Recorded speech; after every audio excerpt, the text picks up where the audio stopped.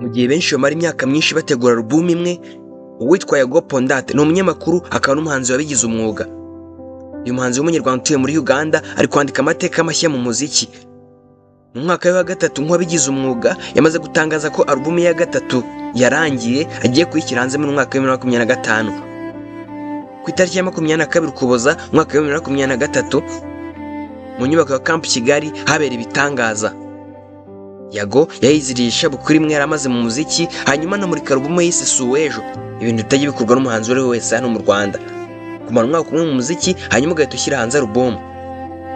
Nyuma y'igihe gito Yago yimukiye muri Uganda aho akomereje ibikorwa by'umuziki no gutangaza amakuru nk'umunyamakuru wabigize umwuga.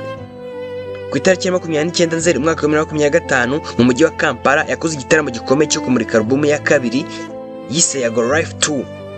Yari yashyizwe hanze ku itariki ya 25 Nyakanga umwaka wa 2025. Album ya Yago Life 2 igizwe n'indirimbo 18 zirimo izakoranye n'abahanzi batandukanye b'ibyamamare bitwa Ocean featuring Pazzi Kizito, habaye ibitangaza featuring Inyogoye, Noma featuring Double J wo mu Burundi, No Nyash No Problem featuring Wakibenda wo muri Uganda, Soka featuring Syntex, Mumavi featuring Okama, Ero Remix featuring Aima wo muri Uganda. Iyi album yakoranye ubuhanga n'aba-producers batandukanye, ndavuga abatunganya imiziki bari 10 barimo witwa Logic Hit It, Prince Kizi, Danny Beats, Nox on the Beats, ISV Pro, Chris Nit, Iso Pro, Epagold, Lion Beat and David Denko and Crane. Album yanahawe mugisha na Marvin Sudi mu gihe design yayo yakozwe na Zero Trap. Kuri ubu Yago yatangaje inkuru ikomeye cyane yuko mu mwaka wa 2025 agiye gusura album ya gatatu.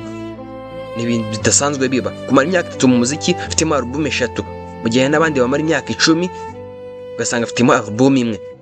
Iyi ni Top 160 nitwa Shema Pacifique. Ikiganiro kitwa Tom tubamenye. Kora kuri subscribe muri mushyashya udufollowing ku mbuga nkoranyambaga zacu. Niba uri kuri TikTok kora follow, kuri Instagram kora follow, kuri Facebook kora follow.